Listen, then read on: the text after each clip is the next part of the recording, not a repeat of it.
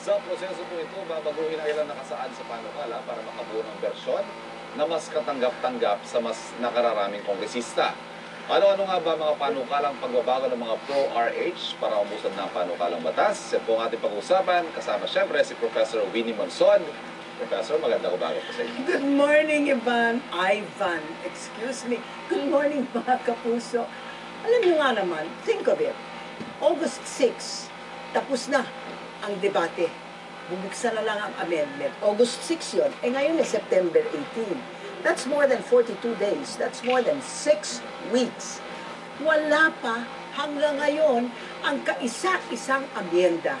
Ang sinasabi nila, dinidelay, this is a deliberate delay on the part of those who are opposing. Kaya tignan nga natin, kasi alam nyo, mga kapuso, 16 years na, 1998, okay, 14 years na, pinagdidebatehan itong bill na ito. Pwede ba? Either you pass it or you drop it. But we cannot continue this postponement for 14 years and debating. This is too much. Okay? So let's find out what's going to happen. Pass or drop? Kaugnay po niyan. Kasama natin dito sa studio sina Pangasinan 5th District Representative Kimi Cojuangco. Isa po siya sa mga co-author ng RH Bill sa Kamara. Magandang umaga po sa inyo. At kasama rin natin si Zambales 1st District Representative Mitos Magsaysay, isa naman sa mga tutol sa RH Bill. Okay. Magandang umaga po sa inyo. Good morning. Good morning. Good morning, beautiful ladies. Ano, okay. Let me just ask Mitos kaagad. Yes. Is it a correct assertion? Totoo ba na talagang dinidelay ninyo, this is a strategy so that it will not pass? Actually, Mareng Winnie, it's not we're delaying it, except that there's really no quorum in the plenary. There's no quorum in the plenary. And we need 6 weeks, there has been no quorum in the plenary. Anong klaseng legislators kayo? You know why No, really, I really want to know. Well, that's what we're asking also, because we really need the quorum to pass the amendments. You cannot pass the amendments with no quorum. Okay. Congressman Kimi, umiiling ho kayo. May quorum ba? Well, this is the part of the if there is a delaying strategy, definitely. So that's part of their strategy, because what happens is they use their privilege hours and talk about any other topic except RH Bill and drag it, and it's all planned, and of course there are interpellators from their own side, and the congressmen that are present, they leave the plenary because they get bored. So they go to their offices, do their work there, they go to the lounge, and this has been going on since, as you said... For 6 weeks? Yeah, for 6 weeks. Muna, sandali lang. Ang ibig nyo sabihin, pagpasok sa plenary, may quorum. Yes. May quorum. Yes. Not necessarily. I mean, not every day. Hindi ba nagko-call ng roll? No, they don't normally call the roll every day. Okay. Why don't you ask for a roll call every day? Actually, that's one of the strategies that's going to happen, because we're going to resume and hopefully enter the period of amendments on October 8. Now, one of the strategies which I plan to talk to the Speaker about is have a roll call every day. Because the minute you call the roll, everybody's there. They hear it from their offices, from the lounge, or from committee hearings. 144. 144. Yes. 144 ang quorum. Yes. Tayo muna, wala ba kayong penalty sa mga taong hindi nag-a-attend? Kasi pera ng bayan yan eh. Hindi ba? Magkano ang budget ninyo sa Congress? Well, we have a 70 million PDAF yearly. Every Congress yearly. Given to each congressman. But the budget of the House. Operations. Yes. Operations, it's if you get the total budget spent for the year, it's 50 million pesos a day. 50 million pesos a day, so 6 weeks, Including 700. that's including the committee hearings and then the plenary and everything else that happens. You're talking about 2 billion na nagastos nyo na walang ginagawa ang legislature. Pero in fairness to Kimi and I, we're always there every day. Yes. Except that, we can't really but compare the I have others. to also say that Mitos is not one of those that is blocking it. Gusto niya magkuha na. Yeah, she's not one of those, although she's anti-RH, she's not one of those. There's only a handful. Okay, ano ba ang tinatawag na conditions, the provisions that are contentious? Kung gusto mong amyendahan yung bill na yan, Mitos. Actually, Tita Winnie, I have a different point of view kasi we don't need to pass the RH bill because we already passed most of its provisions in the Magna Carta for Women last Congress and under Section 17 Reproductive Health Services. If you're talking about giving prenatal, postnatal care to all the women nationwide, yung access to family planning information, access to family planning methods as long as ethically and medically safe, sex education, right to space your children. Andiyan dyan yan sa yes, Magna Carta.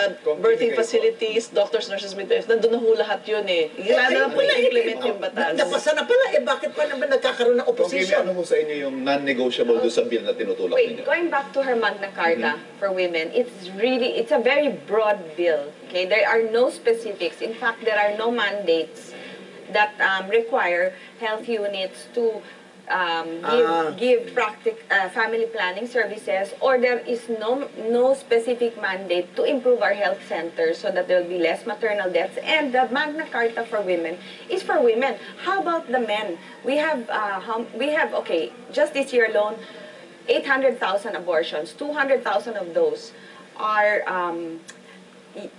ages between 16 and 18. Now that it takes two to tango, right? We have male youth.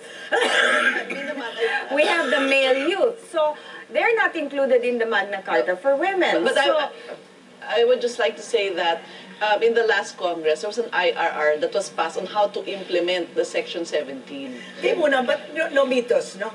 Kung if there is no problem na pala with the reproductive health bill, why is there such tremendous dislike of it? If you say that it's already there, then this should just parang gild the lily. Because in the Magna Carta, the access to family planning methods, as long as ethically and medically safe, in this version, you're removing that phrase already. Oh, kala ko ipapasok nyo. In other words, the law allows medically unsafe contraceptions? No, ethically and medically safe. Like, for example, for ano yung ethically safe? Ano yung ethically safe? Can you define it for me, please? I'd really like to know. Because, like, for essential example, medicines. because in their version, they want to put contraceptives as essential medicines. And also, there are certain contraceptives that are really bad for the health of the woman. For example, some of them really have contraindications, like it can cause Sino ang cancer, mag-decide kung ito ay safe o unsafe? Hindi ba Food and Drug? BFAD, yeah. Bureau of Food and Drug? O, ayun pala eh. Now, sino ang mag-decide na ito ay ethically safe? Well, Sino? Which government agency will do that?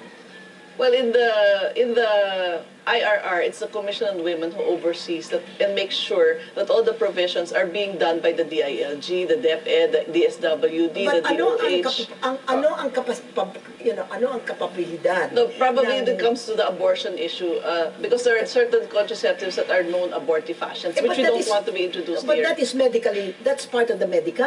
May iba I'm ho talking kung- about the ethically safe. Ayan ang natatakot Ito ho ako ba'y eh. bahagi ng mga amendments na willing kayong tanggapin Yes. para maging Okay, katanggap one sa... of the biggest contentious issues is the essential medicines, considering over-the-counter contraceptives as an essential medicine. Over-the-counter bang contraceptives? Of course. So it is safe. Of course it is. You can go to Mercury and buy the Technically, under the law, contraceptives, especially the pills, should have a prescription from the doctor. Okay, but that's what we Eh, wala plan to do. nangyayari with dito. the- O yan, para inaamyenda na ho natin dito. May I say something? May I say something? The biggest contention is that calling a contraceptive as an essential medicine. Why? Because the anti-RH are saying that pregnancy is not a disease. Yeah. But you see, in Republic Act 6675, what is the criteria for essential medicines? There's many criteria. One of them is it's deemed essential if it is necessary for a specific DOH program.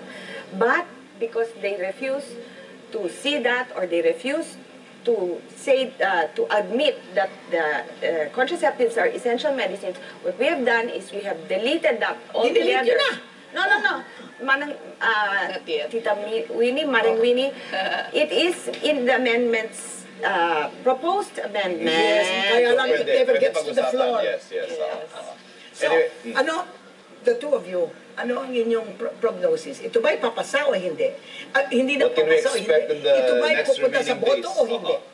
What do you think? Well, as far as I'm concerned, if there are really a lot of pro-RH Solons in the House, then they should attend plenary debates. Okay. That's the bottom line. Well, as far as I'm concerned, if the handful of 4 or 5 congressmen stop blocking and stop delaying. Can you name the 4 or 5 congressmen, please, Kimi? Yeah, Para malaman lang natin. everybody Wala naman ang privilege knows. speech. Roy Logoles, Representative Roy, Jesus, Roy Logolo is 80 years old. Well, Rufus that's- Rodriguez, Pabling Garcia, who else?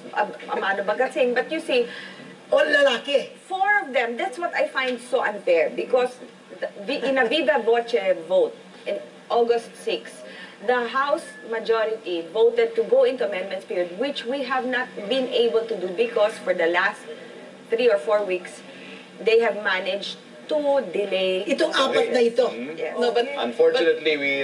But Mareng Winnie, the point is, you really need a quorum in the period of amendments. And if there's no quorum, then that's a Mga congressmen fault of natin the na nanonood, attend naman mo kayo ng session. Chicken and egg situation. Okay, anyway, unfortunately, we are out of time. Maraming salamat po, Congresswoman Very good. Kimi Cojuangco, I can- Congresswoman Mitos Magsaysay, at syempre kay Professor Winnie Magsod. Bako na po tayo sa unang balita. Have a nice day. Okay, well,